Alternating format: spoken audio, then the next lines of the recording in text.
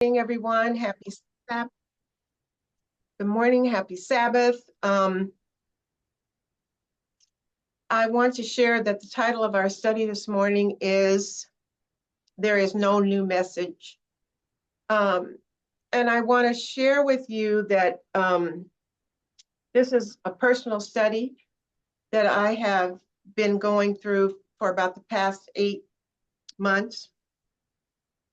And what triggered my thinking was, of course, all the things we've all been going through with things happening outside the movement, as well as things happening inside the movement.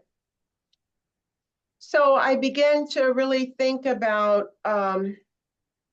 so many things, one of which is, once we got through all the discussions about the Sunday law and when it was it July 18th, was it November 5th, was it January 20th, or those series of conversations we had, I became very well aware of the fact that time was getting shorter. And hi, Jackie. Happy Sabbath to you. Thank you. So what that did for me, and after the French camp meeting, I really got to thinking, wow, seems like we're really close to the end. And I really want to see if I'm ready as an individual. And I know every person in the movement is wanting to know if they're ready. So this is why this study came about. I think there are going to be certain suggestions and assertions that I make that may be a little different for you or new to you. And I certainly am thankful to have the opportunity to be together with you so that we can talk about these things. But this study is based on the fact that I think we're very near the end. I could be wrong, but I just have a sense of urgency. And what this sense of urgency led me to do in this study is really look at 3 areas. And I've listed them on the board. I know it's hard for some of you to see. I do have a board now that I can manipulate a little better than the other 2 times that we've been together. This is sturdy, so I feel more comfortable with it. And what I've done, I've divided our study into 3 sections because I decided, since I was really trying to examine myself and where I stood in the movement and what we were doing in the movement, I wanted to really study in depth our message. So that's the first part, because we know that the message is crucial for our movement. And the second thing I wanted to look at were the 2 ages. Ages is what Ellen White had termed the dispensations that we live in. And I wanted to focus on the Millerite history and then our history. And thirdly, I wanted to look at the end of the world, because I'm thinking that's where we are.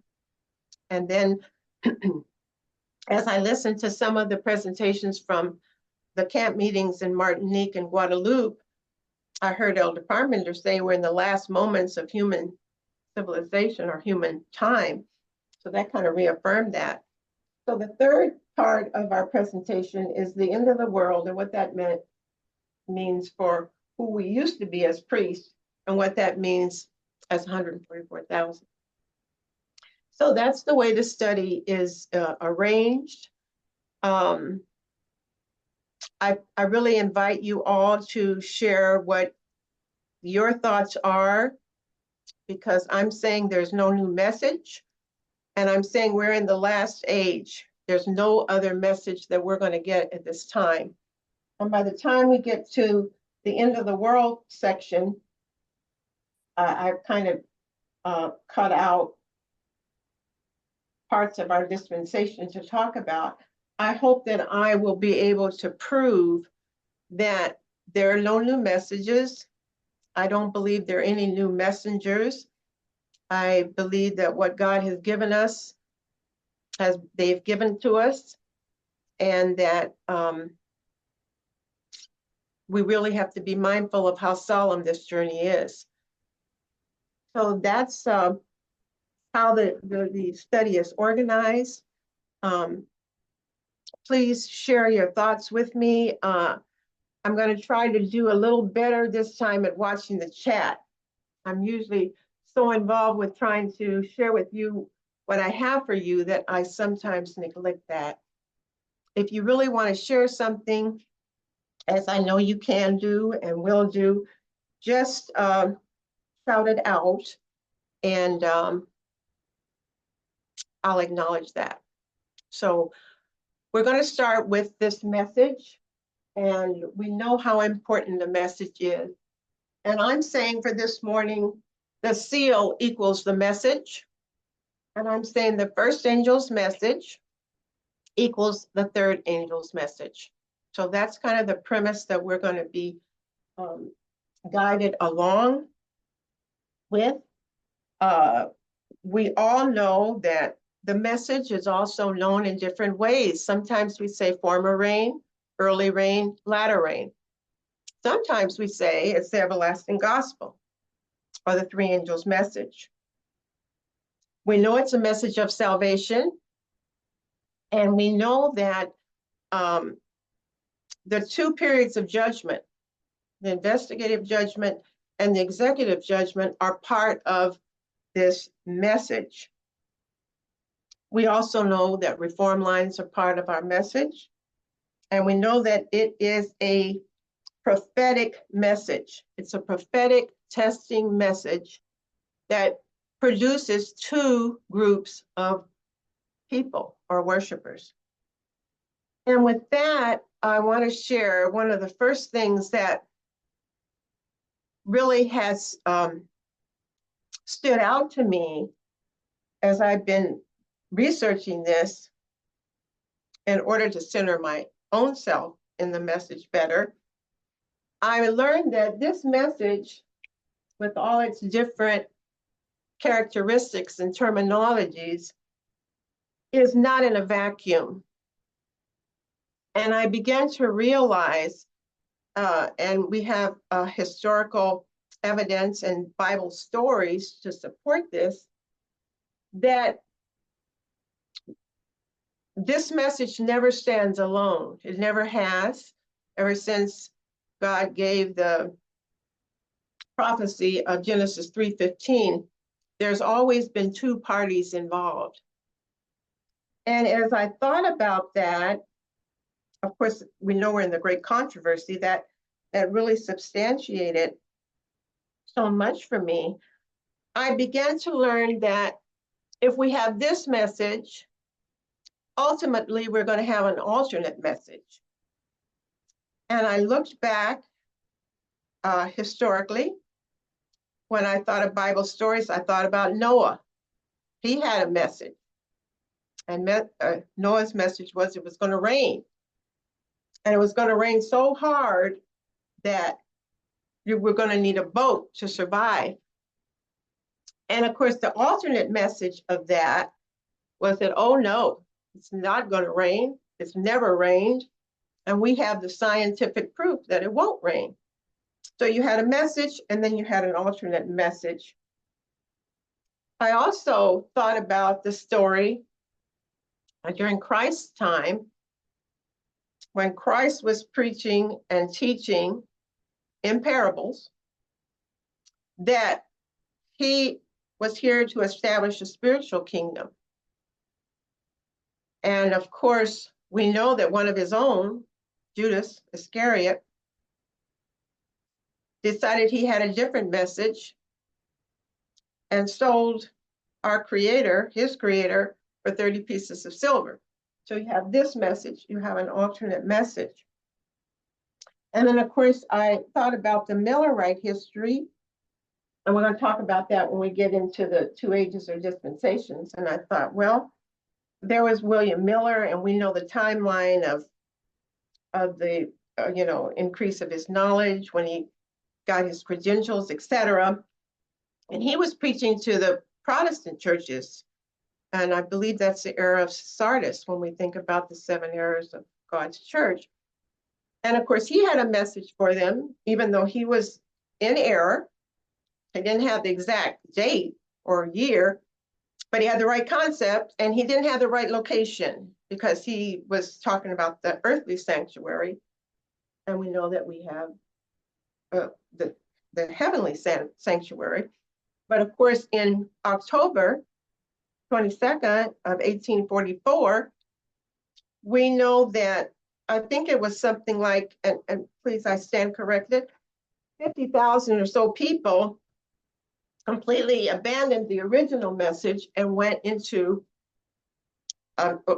whatever they were teaching at that time, yet they were still praying to Christ, who they thought was in the sanctuary in the holy place, and he had already transferred to the most holy place. So I got to thinking, okay, that's making more sense now.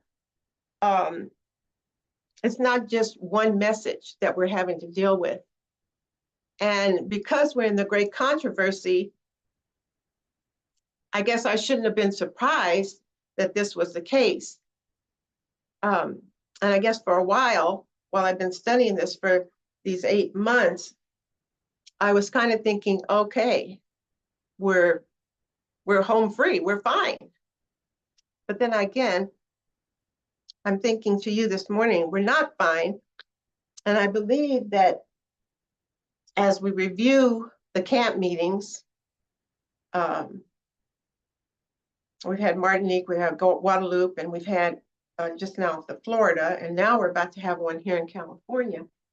And I think when we get to this section of our talk, the end of the world, the priest equals 144,000, our experience, we'll talk more about it.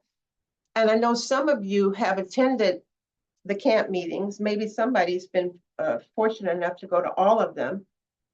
And I'd like your input on this, but it seems to me, and I don't want to preempt myself, but when we talk about the end of the world, and here we are at the 144,000 stage, and I want to kind of go through that in more detail in a few minutes, that this is what Elder Parmenter is talking about now that we're hearing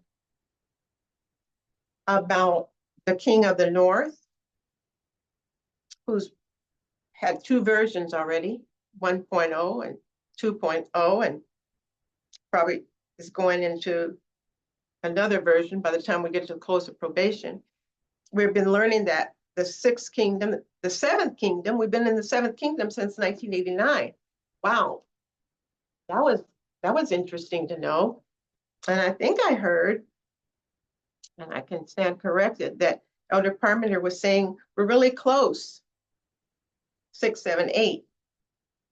So I said, wow, that means everything is coming very closely to an end.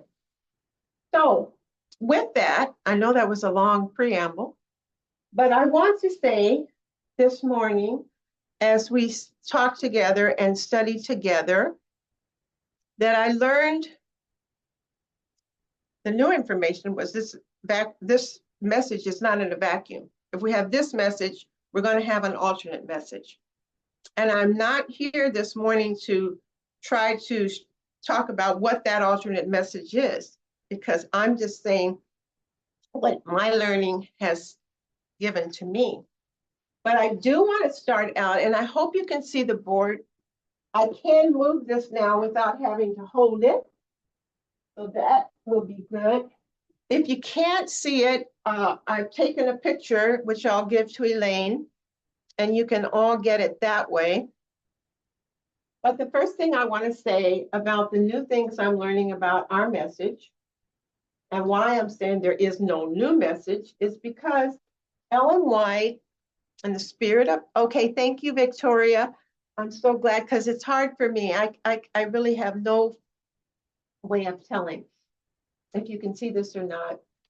I just want to say the board got smaller and taller, but it's not unstable. So I hope you are okay with that. The first thing I wanted to think about was I looked at second selected messages, 80.4, paragraph 4, where Ellen White talks about the image of the beast. The sequence would be the image of the beast, the mark of the beast, and then the Sunday law. And I thought, okay, that's good. We have a pattern. We have a frame. The next thing, and Elaine and Christine, this is where I'm going to need your help if you have that share screen for me. If not, I can read it for everyone. The next thing I thought about was two streams of information. Oh, you're wonderful. Thank you so much. And my contention, my sharing with you this morning is that those two streams of information have now distilled into two messages. And I wanted to share the readings that I did in the Great Controversy and also in Second Selected Messages 102.1. And the thing that was really, really beneficial to me as I was studying this is how important this everlasting gospel is, and how normal people like us, we're normal, but yeah, we've been given this wonderful gift, do not understand the power of this message. I don't think I was aware of how powerful it was. It also made me think and realize what an amazing God we are serving. And I think about the movement being a global movement in all corners of this earth. And God is taking us. And the other thing I really thought about when I thought about this everlasting gospel, this three angels message, the seal, if you will, was that God is taking very bad people, all of us, and that this message transforms us. There's a transformation that occurs when we have this experience, and we go from bad to good. Okay, yes, Jackie, praise God is what I say too. So what I wanted to look at, because I was so intrigued with this whole idea, which I never thought about before, was that we really don't understand the message to its fullest import. And the other thing that really was interesting to me was that even special prophets do not understand the work that God gives them. And I wanted to use the quotes that we have, thanks to Elaine and Christine. The Great Controversy, pages 343 to 345. We're not going to read all of that. I just took snippets out. And if someone would like to read that, I would appreciate it. If you're ready, it's there on the screen. Just want to check, is the size of the is the size big enough for everyone? Is it too small for anyone? I tried to make it in the biggest font that I could. Can anybody see that? Does anybody want to read? I'll read, Marcia. Oh, okay, thank you so much, Jackie. Okay. You're welcome. Uh-huh. First paragraph, is that what yes, you want me to? Yeah. And then just go as far as you can, and when you get tired, we'll ask somebody else. Okay. Okay. Very good. Thank you. Uh-huh. All right. So the work of God in the earth presents from age to age a striking similarity in every great Reformation or religious movement. The principles of God's dealing with men are ever the same. The important movements of the present have their parallel in those of the past, and the experience of the church in former ages has lessons of great value for our own time. No truth is more clearly taught in the Bible than that God, by his Holy Spirit, especially directs his servants on earth in the great movements for the carrying forward of the work of salvation. Men are instruments in the hand of God, employed by him to accomplish his purposes of grace and mercy. But no man however honored of heaven, has ever attained to a full understanding of it, of the great plan of redemption, or even to a perfect appreciation of the divine purpose in the work for his own time. Men do not fully understand what God would accomplish by the work which he gives them to do. They do not comprehend in all its bearings the message which they utter in his name. Okay, now Jackie, thank you. You've done a great job. Does anybody else want to read? There's just this little bit with the great controversy and then a little bit from second selected message. I can read. Okay, Kyle, thank you. Sure. Even the prophets who were favored with the special illumination of the Holy Spirit did not fully comprehend the import of the revelations committed to them. The meaning was to be unfolded from age to age, as the people of God should need the instruction therein contained. Not infrequently, the minds of the people and even of God's servants are so blinded by human opinions, the traditions and false teachings of men, that they are able only partially to grasp the great things which he has revealed in his word. Wow.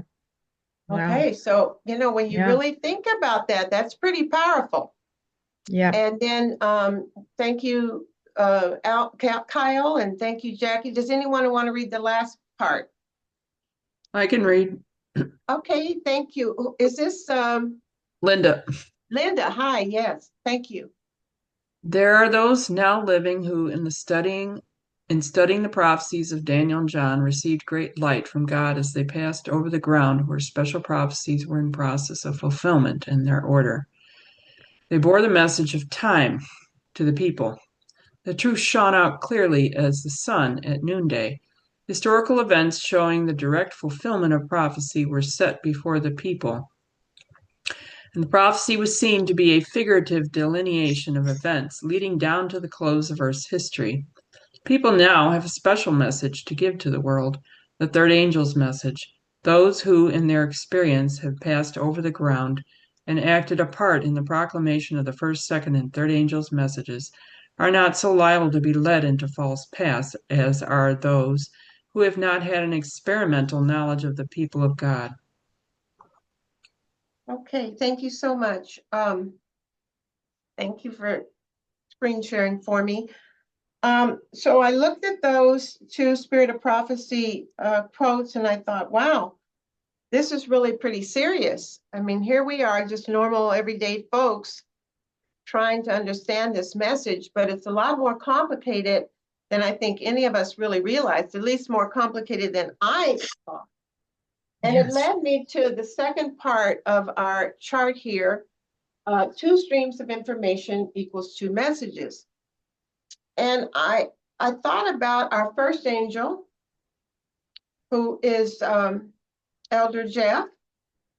And I thought his message now or then is the same message now.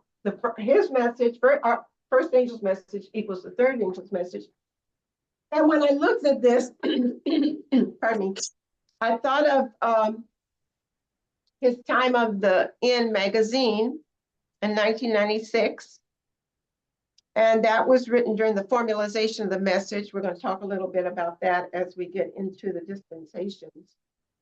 And at that time, when he wrote that article, I know he didn't know the full importance of what he was writing, because he was really focused on the two rivers, the Ulai and the Hiddekel. And we know that one of those streams leads to the lake of fire, eternal death. The other stream is the sea of glass, which is where we all want to be. And he really, during his ministry and his teaching of us, he really taught us about the threefold union, is what he wanted us to get from that time of the End magazine. But then along comes Elder Tess, and she says, well, wait a minute, that's not all there is to that. You wrote that, but again, you don't even know the full magnitude of what you're doing. And I'm going to share the fact that we're not just talking about a threefold union, which we know that's not fit for purpose anymore anyway. We're going to talk about two streams of information. And I recall her teaching us, trying to move us as a movement from a conservative point of view to a more liberal point of view. She was saying CNN is good, Fox News is not so good. Bad. Okay, thank you. So then we learned that, but then she came back a while back or later, and she says, well, wait a minute. You got right and left, good and bad, but let me say this, you really have to filter the information from the left just as well. So yeah, there's secular information out there, but you really have to be careful. So she taught us that. And so we can see that the message changes over time. And the other thing that really brought home this part of the fact that people do not understand the power of this message, even when we think about the whole concept of church and state. You know, Ellen White talked about that. We've all talked about it. And that was the big premise for a very long time in our movement, that it was the church and the state coming together.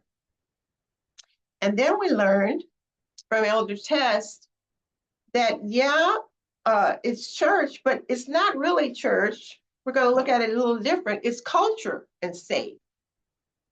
So that's a little bit different.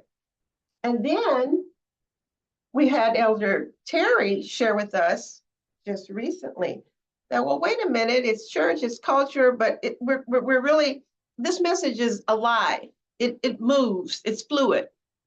Let's look at state nationalism. So when you look at the King of the North, what's he really about? Is it about church? Is it about culture?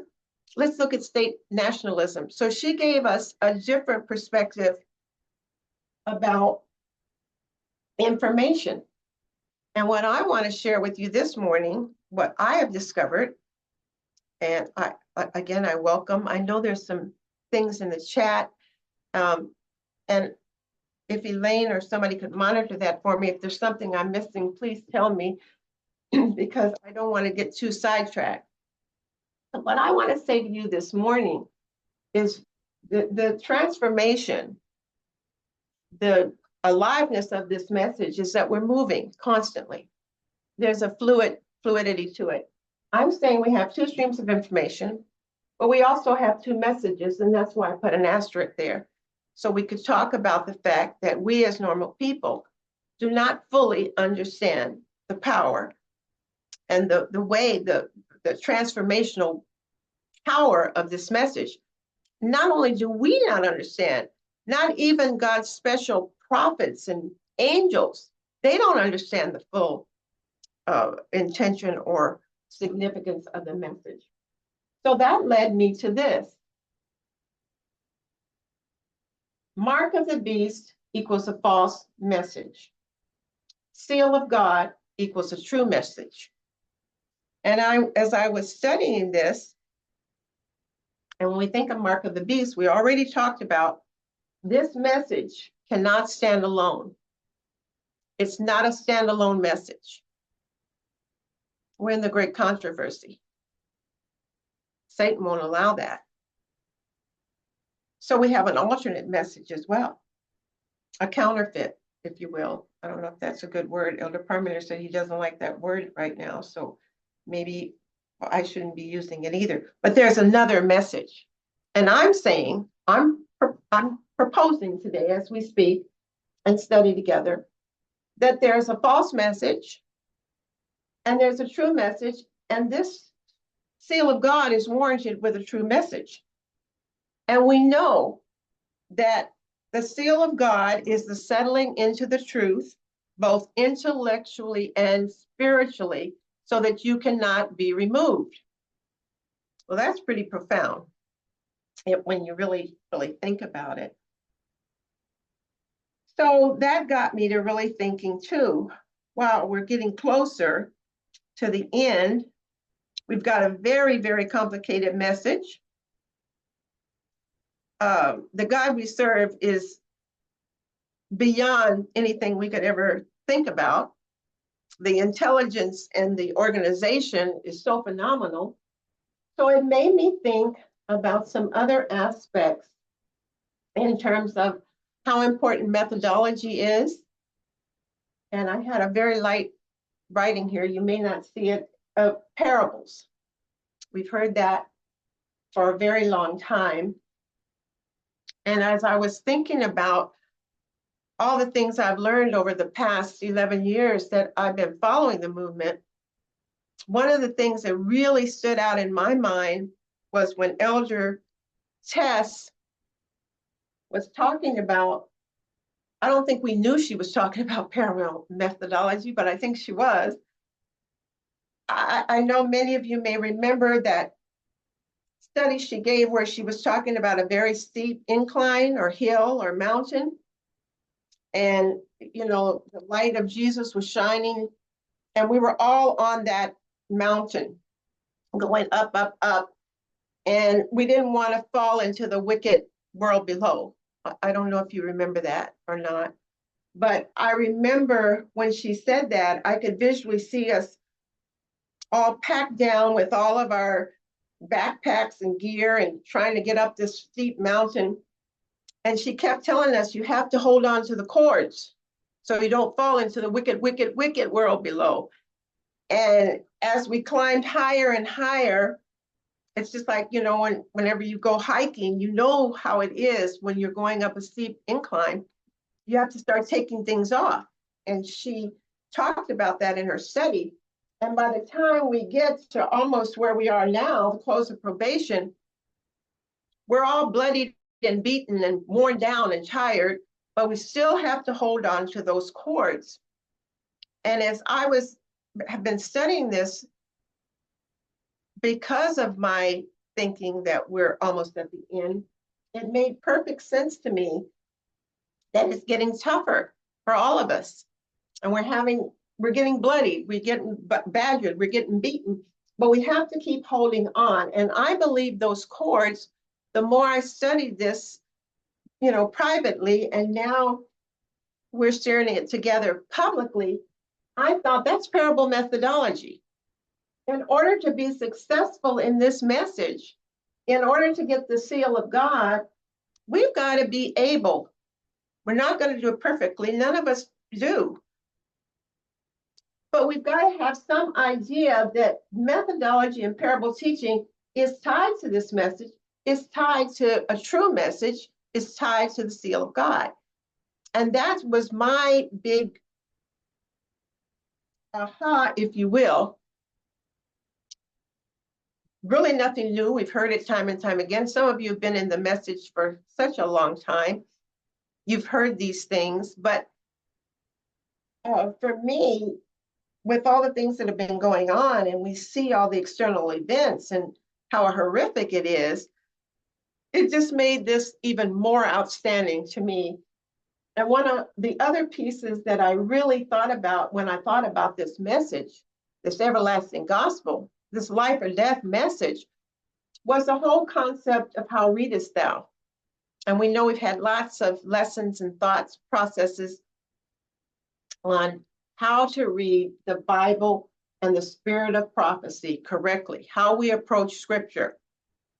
We know that there's a literal explanation, but at our point now, being so close to the end, the thing that I'm thinking and that I gathered from this personal study and now our public study is that we have to be so grounded and understand so much at this point that there's really no time for error. And I think for me personally, and now I understand so clearly what the personal is political means, it just was just imperative that I examine myself and how I think and what I do in order to be able to stay on message, because I'm thinking and seeing that that is the seal of God. So another aspect of what we all know, that there were three things that God really has gifted us. God has gifted us with so much. But the whole idea of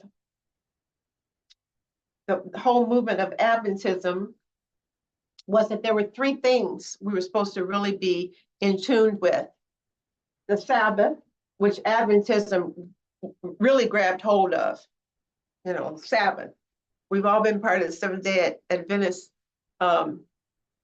culture and church, and we know that the Sabbath is what they pride themselves on, and it is very important. And to me, if you love our Savior, that's just naturally, it's inculcated into who we are. That's a day of rest. That's a memorial creation. That's a day we spend learning and loving each other and God. The thing that we missed was the nature of man. And I remember very clearly, and I'm sure some of you also remember, that in 2017, Elder Parmenter started talking about lower and higher powers. You might remember that. And I was trying to really understand that. And that was our level of understanding. I remember our message is very complicated. It's alive and well, it's fluid, it moves. Then we started talking about fast brain, slow brain, and the higher powers, lower powers, not fit for purpose anymore. So we started thinking of fast brain, slow brain.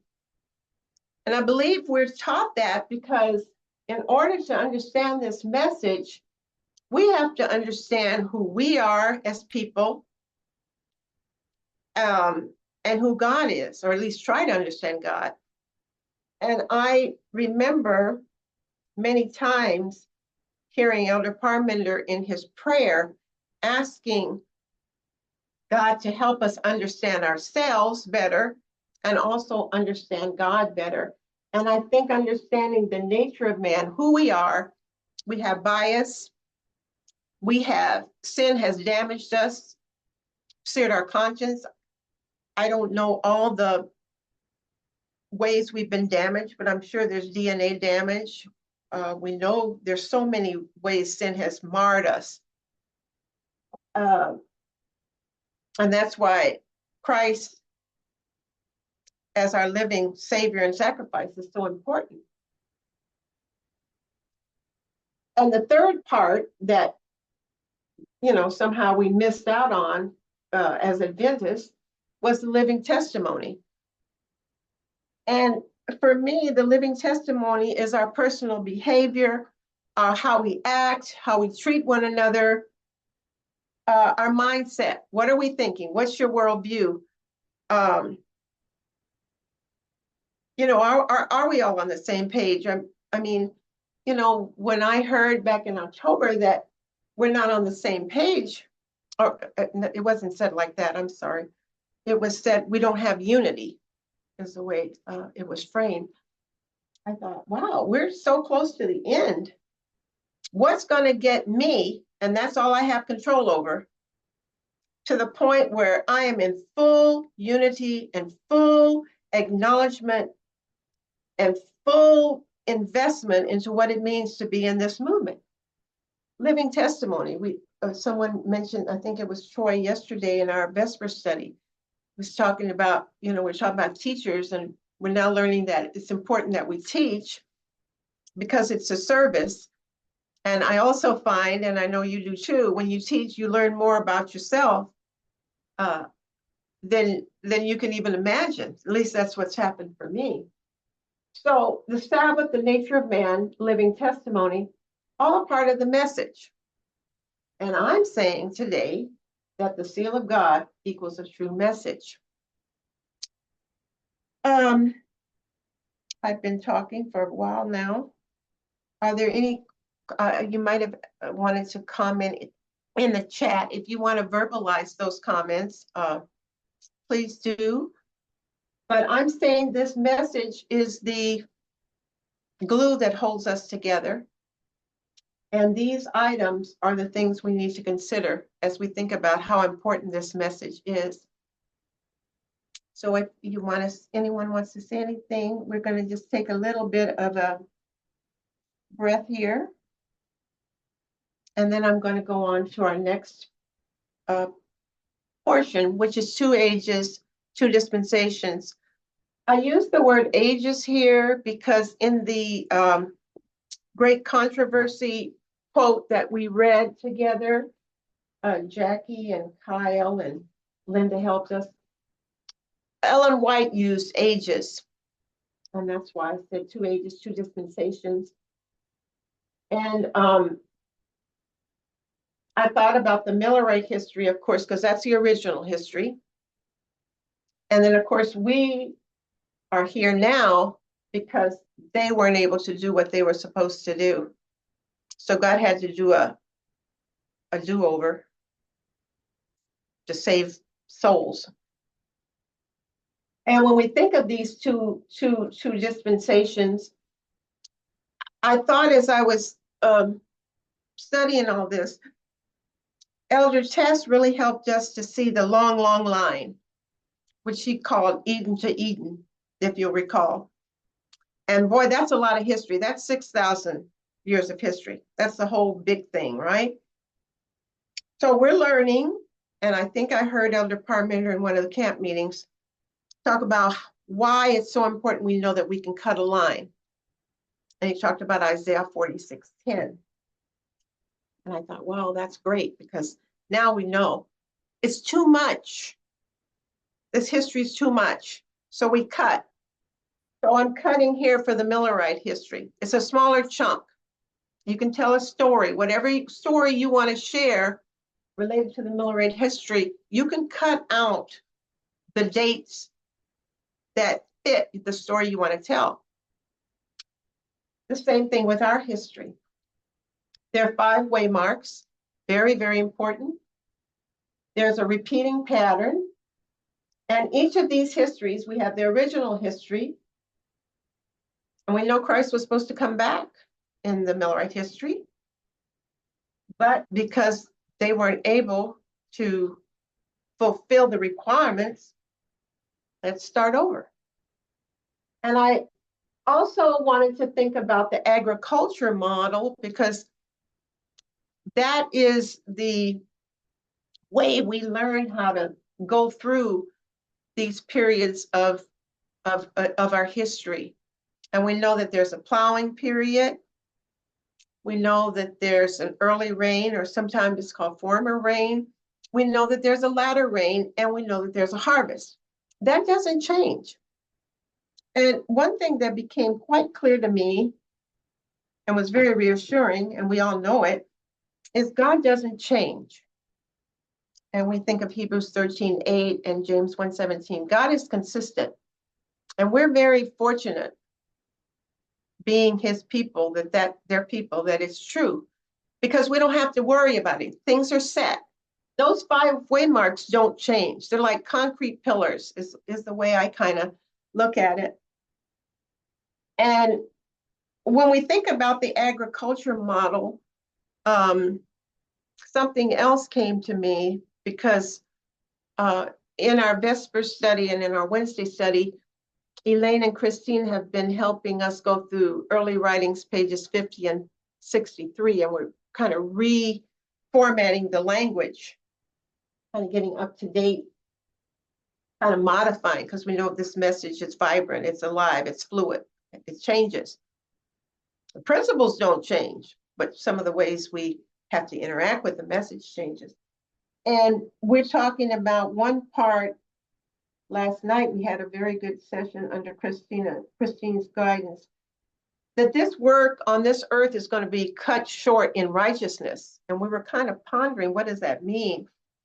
And we're going to continue to think about that in our next studies after our camp meeting. But one of the things that came to my mind that I remembered as I was doing this study is years ago, Elder Parmenter used to talk about is it Hosea? The correct way you pronounce it? Hosea 10:12, how we have to be sown in righteousness. And if we are sown in righteousness, then when the time comes and the work is cut short, we're going to be gathered in righteousness. So I'm not trying to make an application, but it did dawn on me that that's one of the scriptures we might be able to think about, how important this message is, how important it is to stick to what's already been here. 5 waymarks, they don't change. There's a repeating pattern. And Ellen White has told us that these histories would have very similar characteristics. And we know that we're repeating this history because God is doing another work now through us. And as I said at the beginning of our time here together, I believe we're at the end of that whole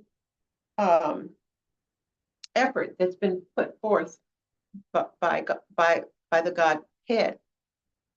I also wanted to think about, and I wanted to have you help me with this. When we think about the Millerite history, knowing that, Miller's whole message was that Christ was coming back. We know he had the wrong date and what was really happening. But I really thought about how Christ showed us, even though he was supposed to come back in this history, Matthew 24 and Matthew 25 really give us a good example of that whole picture, that whole history of what it was going to be when Christ would return. He gave us certain signs, and we've all read Matthew 24 many times. And of course, Matthew 25 talks about after Christ has laid out everything that's going to happen. Matthew 25 starts out with then. That's the word used. Then, and then Christ lays out 3 parables. And we all know those parables, the parables of the 10 virgins, the talents, and then I think it's the sheep and the goats. And I think there's several more, but that's sufficient for what we're talking about today. So we already have, that's what I appreciate so much, that God is so consistent and thorough. We already have a pattern of his return, what it's going to look like. We don't have to guess. It's already been set forth for us. And for me, that's very comforting because I'm thinking we're here. We're at the end of the world. And with that, I want to go into this third kind of realm of how I studied this. And I want you to help me with it, because what has happened with me with this study is that this is a message that stays the same. There's no new message. Nobody's going to come and wave a magic wand and say, well, everything we've done is not right. We're going to start all over. And we're going to have, this is no longer the 4th generation. We're going to keep going. We'll have the 5th. And if they don't do right, maybe we'll have a 6th, and on and on and on. I do believe that God has been very patient with us. I think the message gets refined, but I think the essential characteristics of the message stay the same. And those waymarks have to stay the same. What we've been taught by the angels has to stay the same. I like the way Aaron had said when he gave some of his discussions with us, you can't innovate. You can't make up things. and be on this message. It's very, very well constructed. And God has done that. And so with that, I'm thinking, wow, what is it that's going to happen now? We've gone through the message. You know the 2 ages or dispensations by heart. You know, you can cut this line any way you want it, depending upon what story you want to tell. And do the same with this line. And I wanted to look at the end of the world, where we transformed from priests to the 144,000. And we think, well, how did that happen? So I want to just kind of break down how I see it. And again, you know, I really appreciate all of you and your knowledge and wisdom. And I really hope that you will share with me what you're thinking, because this is just what came to me as I was trying to resolve in my own mind my own situation as a individual that's been blessed enough to be here in this movement. So I wanted to go back as we think about the end of the world. I want to think about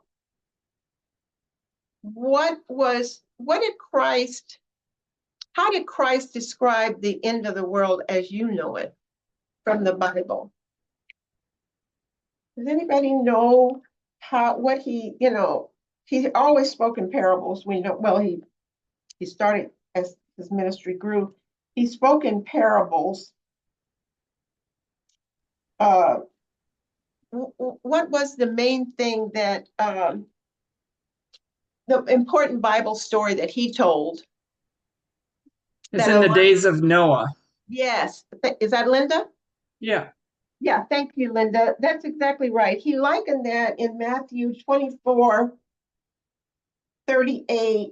For as in the days that were before the flood, they were eating and drinking, marrying and giving in marriage until the day that Noah entered into the ark, and knew not until the flood came and took them all away. So shall also the coming of the Son of Man be. So again, God, this time, just talking about Christ, and his wisdom has already told us what to look for here. And when we think about what was he speaking about, he said they were drinking and marrying and giving in marriage. And initially I thought, oh, you know, everybody's partying and doing all kind of things. But then as I read more and learned more, and I want to hear what you have to say, but he was talking about abuse. Those people that lived in Noah's day, not only did they formulate a message contrary to Noah, we talked about that earlier. Noah says it's going to rain, so much so that you're going to need a boat. And they're saying, no, not going to rain. Scientific evidence, no way, no rain. And look what happened to them. So when we think of our situation as we are now, as we get into this last piece of our study together, we know that the end of the world, Christ has said, is going to be like it was in the days of Noah. And he likened it, and he used language that, you know, may indicate that it's one thing, but then when you really dig deeper, you know, one thing I've learned about this whole thing is all these truths are like hidden. They're there, but you have to really dig deep and think about it. So abuse is going to go on. And I would say we see a lot of that going on right now as we think about all the things that are going on. So I wanted us to look at this next piece because what I did, I took that long history of what happened to us as priests, I chopped that down, and I made 4 different segments here. I hope you can see that. 4 different segments. And I wanted, another thing that really struck me about this message is how everything fits. You know, I'm just always amazed at God and how organized and sequential and everything is great. I don't know if you'll see the bottom part, but I'll tell you what it says. So what I've done in thinking about this is the end. We're no longer priests. We're part of the 144,000. As I said earlier, I haven't watched all the, videos from all the camp meetings. There's so many. More of them are coming up. And of course, Christine and Elaine have been helping us here on the West Coast, get caught up with some of these things. But it seems to me, and I could be wrong, and I certainly wouldn't want to preempt or even dare to think that I would know what Elder Parminder might be trying to teach us, because we will find out eventually. But it seems like we're in the dispensation now of the 144,000. And I think that's going to have new implications, new ramifications for each of us in this movement. And I'm anxious to see what that may look like. I also want to discuss some of the things that I've learned from some of the most recent camp meetings. And like I said earlier, I know some of you have already attended those meetings and were participants there. And I certainly would be interested in seeing what you have to say about this. What I'd like to do, this message is organized in such a beautiful way. Always 5 waymarks. You can use the agricultural model. I think there are other models that were talked about, but these are the ones that were most familiar to me as I was trying to develop this study. I want to talk about, again, the message, which there's always a message that has to unfold. And we've learned that because of Millerite history and because of the work of Samuel Snow, we were able to use certain trigger points or waymarks known as Boston, Concord, Exeter. And those 3 waymarks. This morning, I just want to talk about Boston is the message. I want to talk about the increase of knowledge, which I think, and please help me, is Concord. And of course, Exeter would be the formalization. And of course, we know this is a testing message. We're all being tested. I think we all are really aware of that. We're all being tested in one way or another. So I want to look at the fact of the cutting this line. And I want to do it in 4 sections. I want to do 1989 to 2001. I want us to think about 2001 to 2014. I want us to look at 2014 to 2019, because right in this time is where we got Elder Tess, and she added so much knowledge and information for us to help us get through this journey. And I'm saying that there was a sealing period here, and if I'm misunderstanding with this, I'm fine. I'll release it right away. It's just how I see it right now. But we were part of the first angels ministry. I think not everybody, but many of us were part of Elder Jeff's. We were following Elder Jeff. And we know that at some point, there was a separation. And we had seen many, many separations before. Path of the Just, Tree of Life.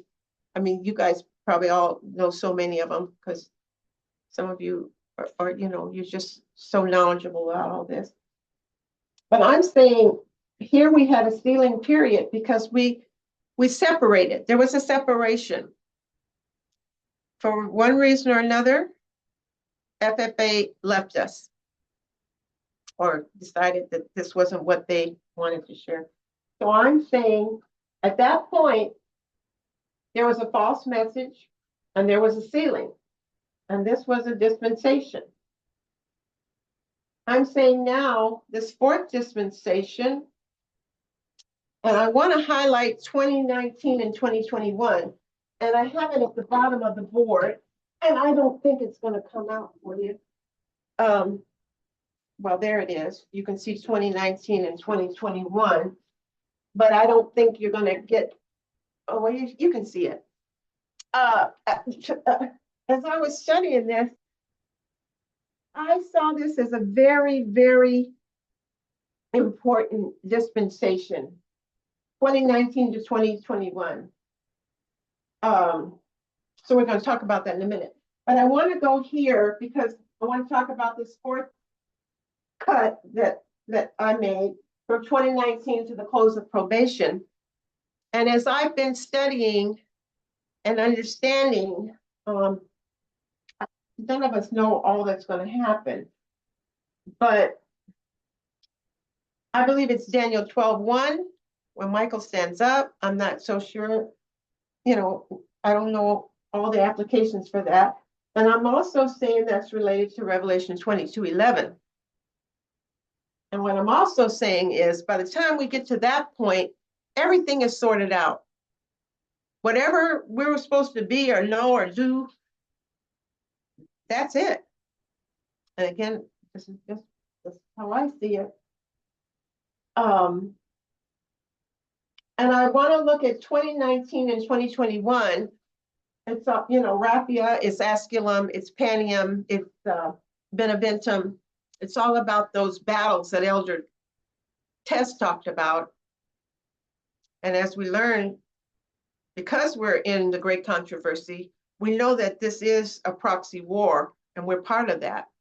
And she helped us to identify real life battles, actually, that kind of are symbolic or reference our current condition here at this present time.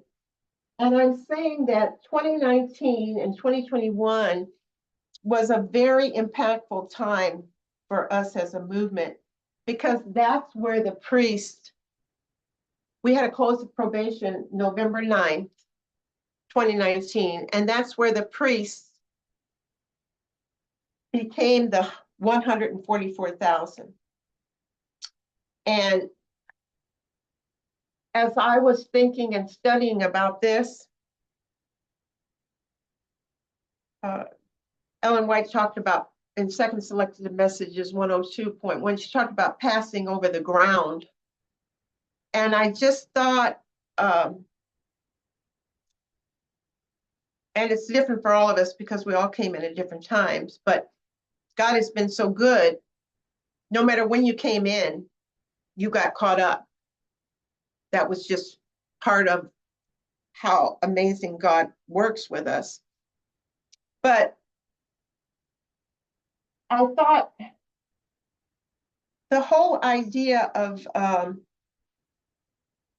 2019 and 2021 is where a big change occurred for us.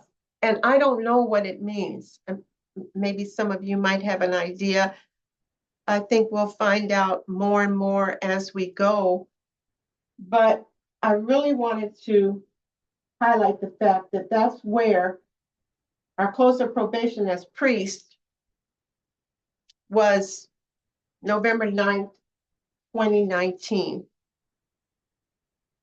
And that started a whole new era for us. And I know that's where we are now. And with that, what I want to do and I want to have you help me with this. I want to talk a little bit about what happened in 1989 and 2001. And we know that those dates were given to us by Elder Jeff, that God allowed Elder Jeff, because he's our first messenger, to construct these two dates because the Millerite history had failed. We had a first angel, a second angel. You even had a prophet in Ellen G. White. The third angel's message was still in force. So God, in their wisdom, said, okay, we have a do-over. And Elder Jeff was inspired to create the time of the end. And of course, the whole world saw what happened in 2001. It was a total disaster for us, particularly in the United States, but for the whole world, really. And it got everybody's attention. That's for sure. So what I'd like to do, I think I'm okay for time. Kathy or Elaine, if I'm not, let me know. I'd like to ask you, what was the increase of knowledge when we take this little snippet out of our story? What was the increase of knowledge for that time period? Does anybody have an idea? Sorry, which time period are you referring to? This one, the first one, 1989 to 2001. Elder Jeff's administration. Do we know what the increase of knowledge was? Wasn't that line upon line? Elder Jeff Yes. created Okay. line. Who is that? Gloria? Yes. Hi. Okay. Hi. Thank you, Thank Gloria. you for your review. Uh-huh. Okay, it's kind of hard to write, but the board is steady, so that's a good thing. Okay, thank you, Gloria. Line upon line is what my studies and thinking showed. What was the formalization of that? We're just talking about this snippet, 1989 to 2001. Line upon line, what's the formalization? The Time of the End magazine. That was the Time of the End magazine. Okay, yeah. And we talked a little bit about that, didn't we? And how Elder Jeff didn't even know the significance or the import they would have even for us right now. And I'm going to say, I think those are good. But I'm going to say Daniel 11, 40, 45. Yes. Would anybody disagree with that or not want me to do that? I agree with that. That's what the book was about. Okay, is that Linda? Thank you. So Daniel 11, 40 to 45. Okay, so that takes care of this little snippet that we've cut out. What about the time period from 2001 to 2014? Because remember, this is really the first angel's message right in here. This is Elder Jeff's time. And of course, and I don't know this for a fact, but I think I heard or read or did something where this is where Elder Parmenter came here. But I'm not sure. Some of you who are really, really expert with that might know better. But I'm going to say that this is a time we're getting a second angel involved here. First angel's message is being empowered. And of course, we know we had a Sunday law here. And Elder Tess, when she came on board with us, did such a great job of helping us to understand so many things happened in 2014. The purging of the Republican Party, Mitch McConnell not letting the President Obama select Merrick Garland for Chief Justice, Cambridge Analytica. I was so fascinated with that. And Elder Tess told us the story bit by bit about all those people involved. And some of them were from England. So when we think of this little snippet, what was the increase of knowledge for this time? And remember Elder Parmenter's in this little snippet. He's just now surfacing. What was the increase of knowledge there? It's a 2520, wasn't it? That's right, Christine. That's what I got too. And I'm just cross-checking what I got with what you guys have, because some of you, just are so involved and been aware in this message for so long. And what was the formalization? What was the 2520 really all about when we think about it? Time. Time, yeah. And I remember I was attending the Seventh-day Adventist Church, and there was just a big controversy. You couldn't even say the word 25, the numbers 2520, because everybody would get all upset. So this certainly was a bone of contention when I was in the Adventist Church. And the whole thing, formalization, was time. Now when we get to this point, this is where Elder Tess is here. And of course we get the Midnight Cry message here. We get Preacher for America decides they're not going to leave. I mean, they're not going to stay, they're going to leave. What was the increase of knowledge for this one? And this was a tricky one for me. So I hope it's not tricky for you. And I, if you, in your studies or in your readings or your presentation, if you find it's not true, I am fine. But this is what I discovered. We got this whole new idea of the king of the north and the king of the south. And wow, how important was that? They're the two powers vying for control of the world. And one thing that was really great to learn was this whole concept of the king of the south coming in was from the Greek Empire. When you have the you have the Seleucid and is it Ptolemy? Those two kingdoms. So we got the king of the north and the king of the south. And what is your understanding of what was the formalization for that? Do you remember? Is it equality? Is that Linda? Yeah. That's what I got too, Linda. And of course, all this is, in our studying together, as we learn more, we might find something different. But that was kind of what I was led to also. And this part is really important for me, because this is what really got me thinking that there's no new message. There's not going to be anything different. What we have is what we've got. We really need to get all our ducks in a row, because I really believe, as I said at the very beginning, time is short. And even if it's another 20 years, it's going to be short for God, because God doesn't live in our realm of time. So what I came up with, and I appreciate discussion or whatever you might want to share. I'm saying for this time that we're in now,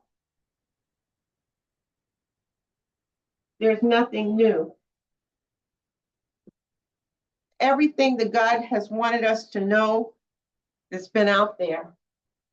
And the message is not new, but it's been refined and we're getting new information.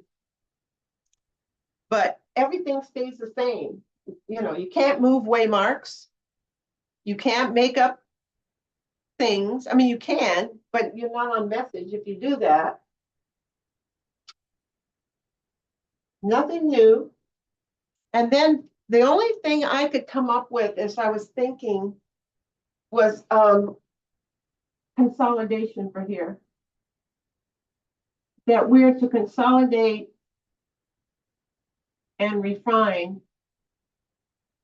everything that we've learned up to this point.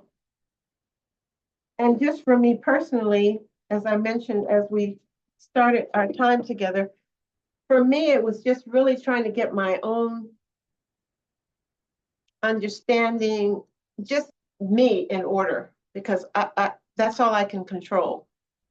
And I felt to myself, if I could do a good job of that for me, and since I'm so thankful to be part of this, then that'll help propel the situation and make us better. And,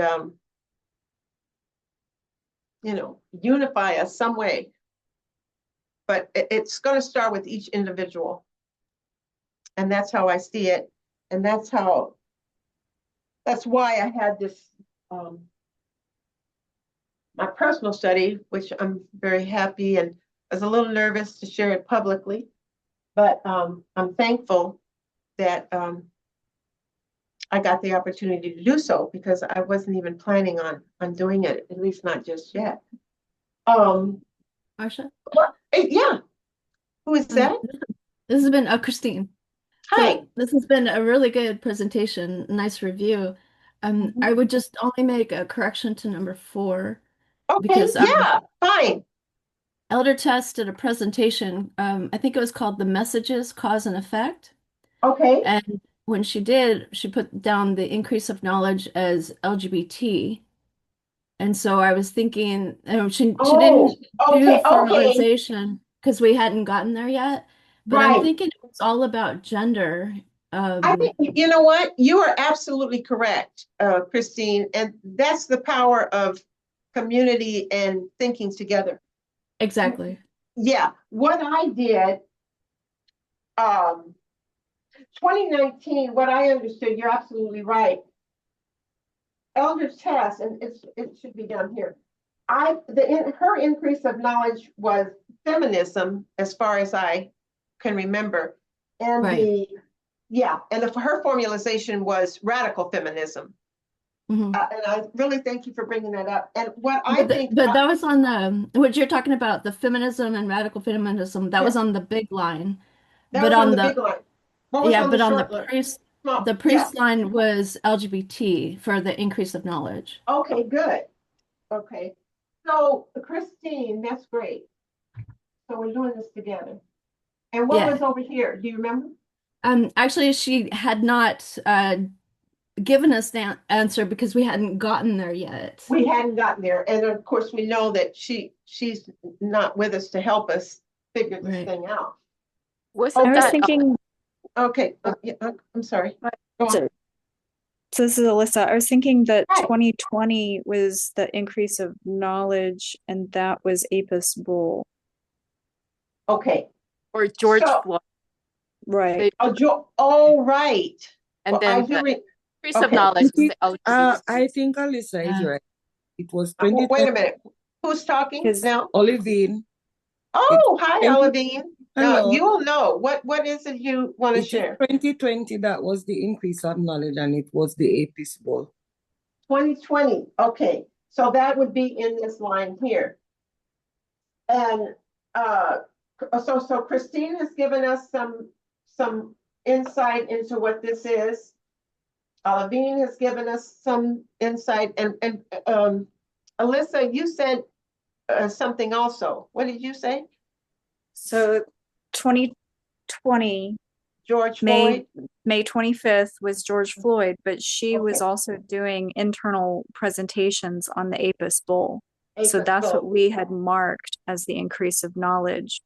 LGBTQ didn't come until 2021 when I think it was August was when the wedding at Cana was Yes, brought she did the up. wedding of Cana and the wilderness experience, right?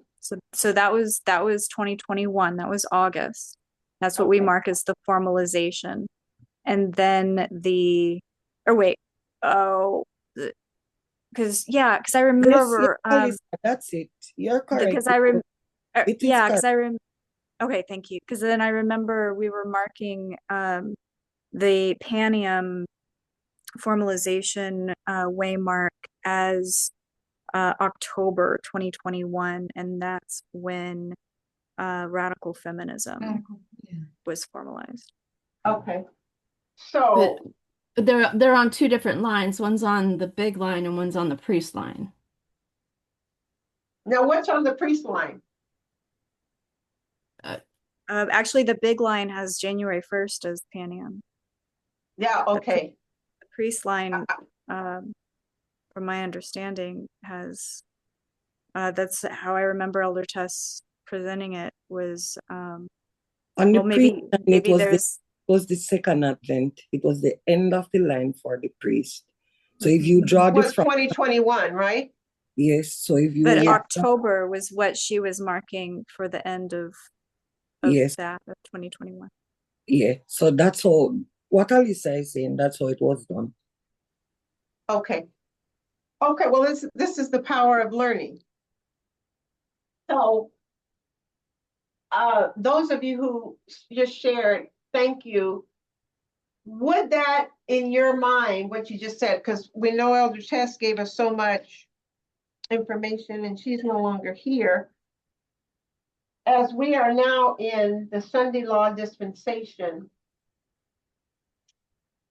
are you thinking there's a new message that we might get?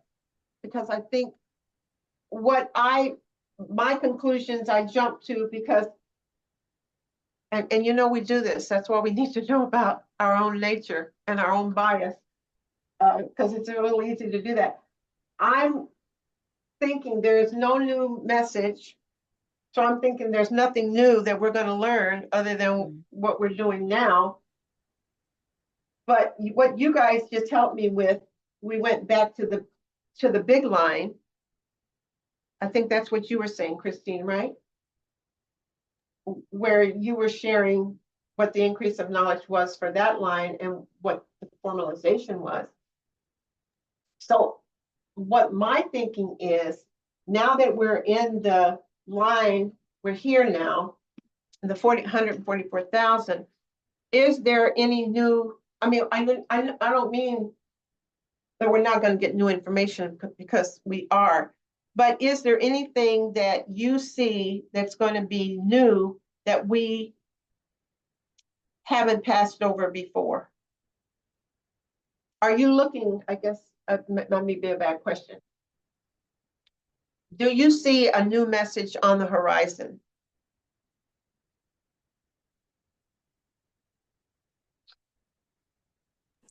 Elder I see Tessa that done a message. I'm sorry? Elder Tessa done a message called No Rain. I think it was No Rain. No rain? Yes, she Okay. had said there would be no new message. Okay. But explaining what it meant, explaining that there is no rain in the time of the harvest. Right. But also explaining that even though there would be no rain in the time of the harvest, Okay. that which reaped the harvest is a sickle, and a sickle is a message. Okay, a sickle. And I remember that too, Olivine. And it is a sickle that does the harvest. So the message of harvest is the sickle is a message. So therefore, even though there is no new rain or no new message, there is always going to be that increase of knowledge. Increase of knowledge, yeah. Well, that's just great because as I was trying to piece all the things that I thought I had heard or knew over such a wide period of time, I was coming to, sharing what I felt the increase of knowledge was in the formalization for these two different segments. And I'm so appreciative of the fact that through your knowledge and your studies, we can discuss this and add, because the whole point of this is to get to the point where we're all in unity and we're all learning and experiencing what God would have us to do, so that no matter where we are on this line, we find ourselves in a right relationship with God. And I think that was one of the most important things for me as I tried to go through this. And one of the things that was really incredible for me as priest, how many waymarks the priest had to go through in this, what is it, 36 years now, or well, in 2019, probably 30 years time. And Emmanuel says the close of probation period. Emmanuel, did you want to expand on that? Because you mentioned that. Emmanuel? Hi, happy Sabbath. Hi. Did you want to share that thought that you had? Thank you so much for the studies. And I was like commenting on what Olivine said about harvest. And I was like, the harvest is in the time of COP2, second coming, which means like there's no rain. We mean there's no message at that point. So I was like, we mean we are not there yet. We are still in the period of little rain. That means like there's still a message, but the like the increase of what we already have, but it just keep like adding more on it. Like for example, like the issue what El Pimenta is going through now, like from the low powers and high powers to like now slow thinking and like fast brain. Like it's the same message, but it's like more into like depth. So that's what I'm saying. Like, I mean, if there's a message that is coming, it's just more of like what we already have, and it's like in a depth that we can understand really better. Thank you, Emmanuel. That's what I was thinking too. But once again, we go back to our original thinking and, the quotes that we had from Great Controversy and Selected Messages. This is a very powerful and complicated message. And it's going to take all of us collectively with all of our abilities and talents, because, there's so many talents that you all have, that we're going to have to piece this all together. But I think we have to remember that there's certain principles and criteria that we have to use if we really are going to give and honor the third angel's message, or the everlasting gospel. And not only would we be honoring that and God, we would be certainly securing our own ability to move to the ultimate place we want to be. Marcia? Yeah. Happy Sabbath. Hi. Hello. Who's All right, this? I'm not Troy. I'm not sure if there was a question. Oh, yeah. Did you have a question, Troy? No, I don't. I'm not sure if there was a question. I'm not I don't want to interject and there was a question or there wasn't a question, seemingly to be now within discussion. Oh no, go ahead. What would you like to share? Okay. In terms of the increase of knowledge, this is my opinion, I could be wrong. Sure. I am seeing, based on the studies I'm watching, Yeah. Elder Terry, mainly Elder Terry.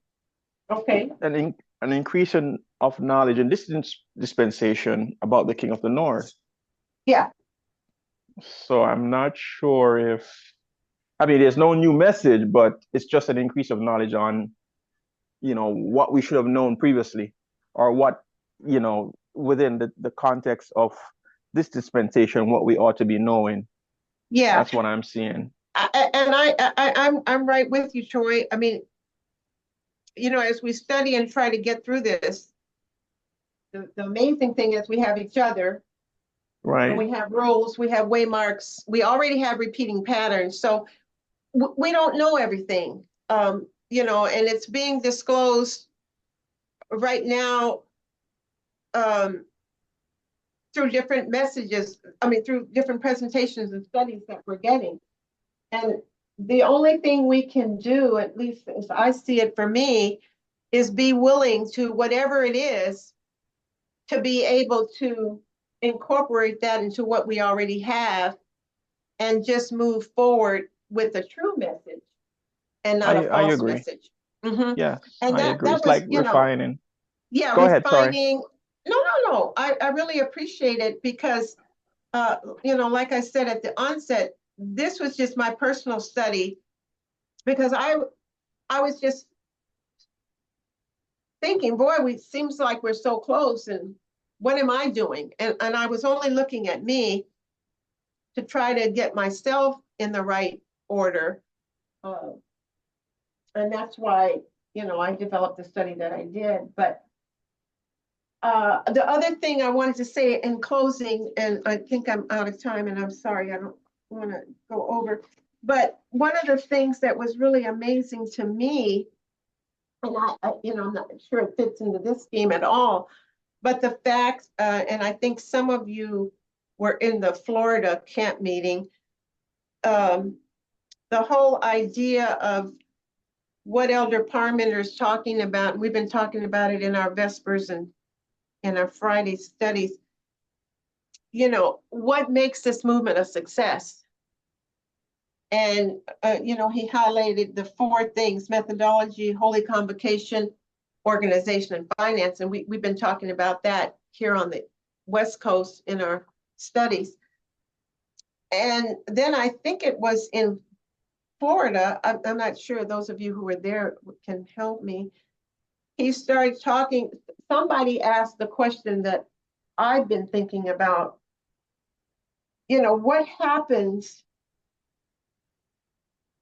if we're not ready? Somebody asked that question, and that kind of generated the conversation about the timer.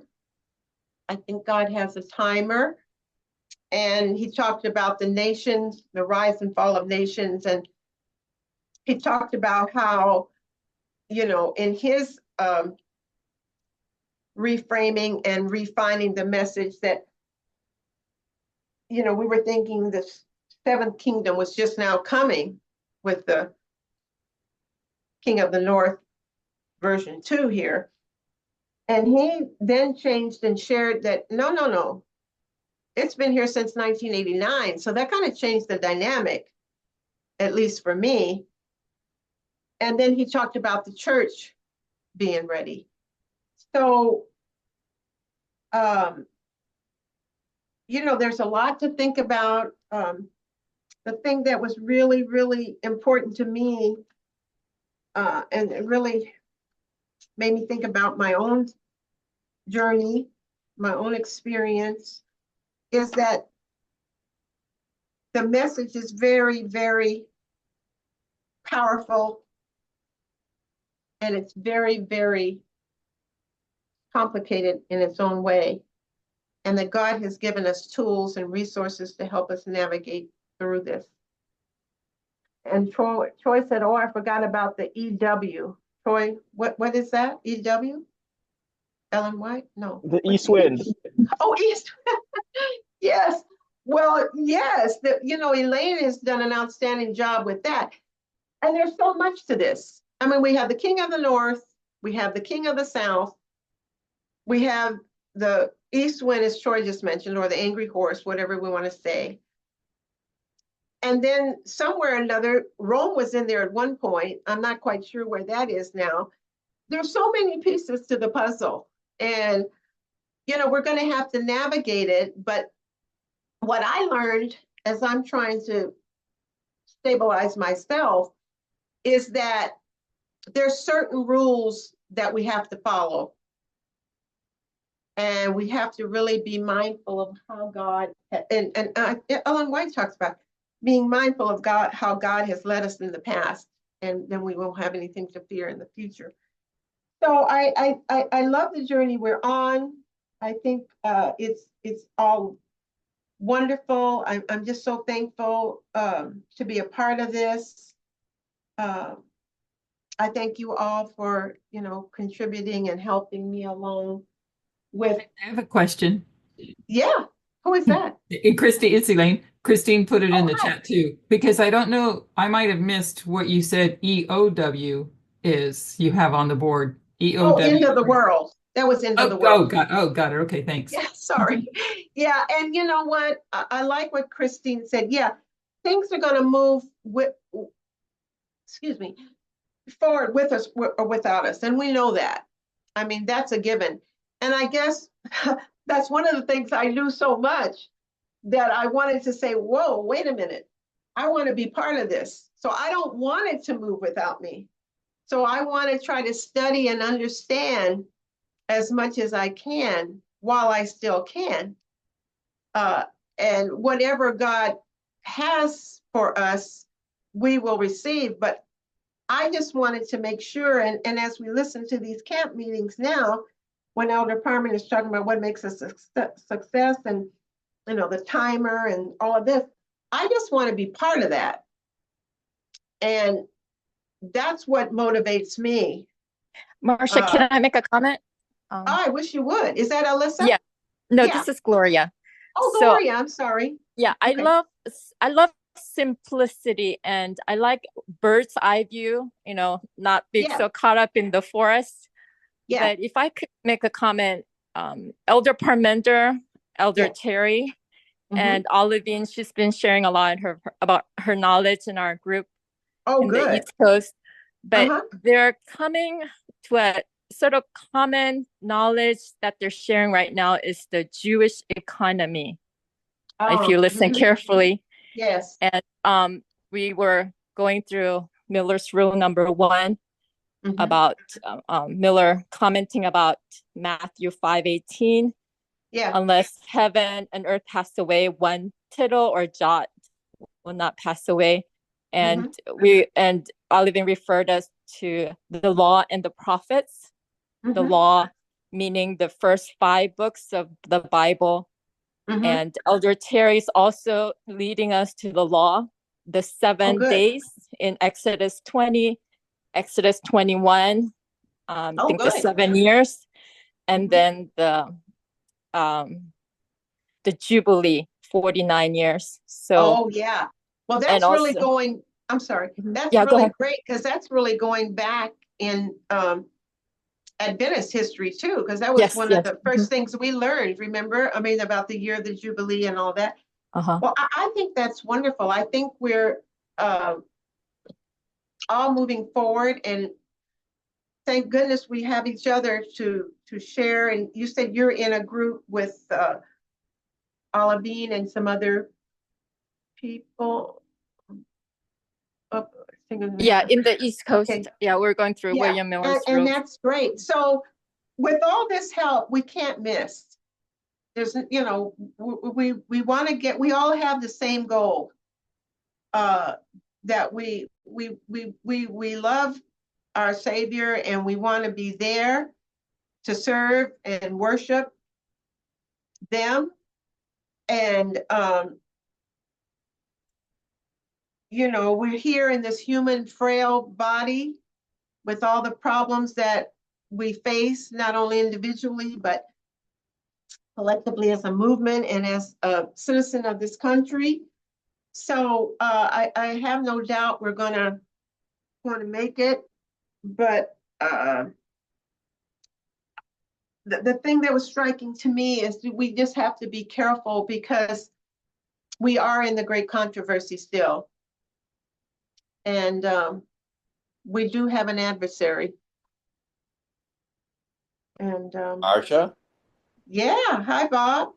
Hey there. I just had a thought, you know, because even before I was exposed to this movement, I've often meditated on Jesus' comment about it'll be just like it was in Noah's day. And your message this morning helped me to understand a little better. But you know, the natural comes first, then the spiritual. We know that. Yeah. And if you look in Noah's day, if Noah preached for 120 years, and so they had their window of time for them to decide which camp they were going to be in, you know, which message they were going to follow. Yeah. And I often meditate on this. I haven't heard anybody else speak about it directly yet. But in Noah's day, you know, God, before the ark door, when the ark door was sealed, that is when their probation was closed. And they didn't even know their probation was closed. Yeah. Okay. That's true. one thought. The other thought is this: before the ark door was closed, God manifested his divine power in collecting the animals and having them get on the ark. Noah didn't have to go fetch them. You know, That was Bob, a that's divine manifestation of God's power. And you would think, point. Marcia, if somebody was on the fence with Yeah, deciding whether they were going to follow one message or the other, that they would yeah, say, maybe there is something to what Noah's saying. I should get on the ark. But it didn't change anybody's mind. It yeah, did that's not right. change a single person's mind. So that's just something to me that helps to realize. And I'm tying it to you because you're talking about the living testimony.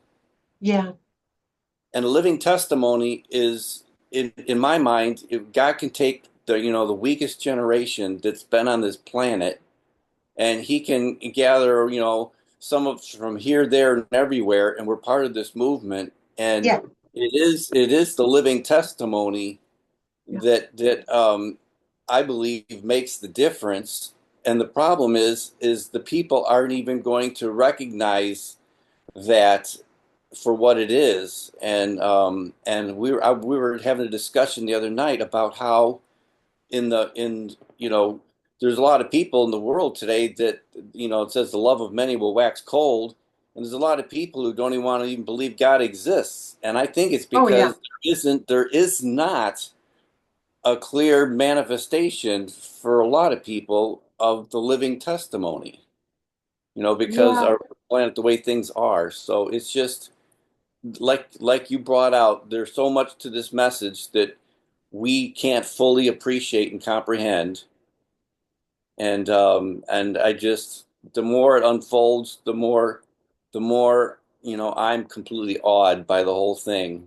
So yeah, that's yeah, my Bob, thought. I really appreciate that comment. I am completely awed too, and what it's done for me is just, I want to magnify God even more because the God we serve is there's no words to describe it. So I'm sorry, Kathy and Elaine, if I'm over. Did you want to pray? Yes, if you'll give a closing prayer and then we'll Oh, have a closing hymn. you want me to do that? Yes, Okay, thank you. okay, thank you, Kathy. Dear God in heaven, what a privilege it is to know you and to know your people. I just thank you for everything that you've done for us. We've all been brought a mighty long way, and we appreciate it. We all look forward to being with you and have you teach us all the things that you want us to know. It is with great love and gratitude that I have for you and your people that I want to thank you for the ability to have this study this morning. And we ask all these blessings in the name of Jesus Christ, our Lord. Amen.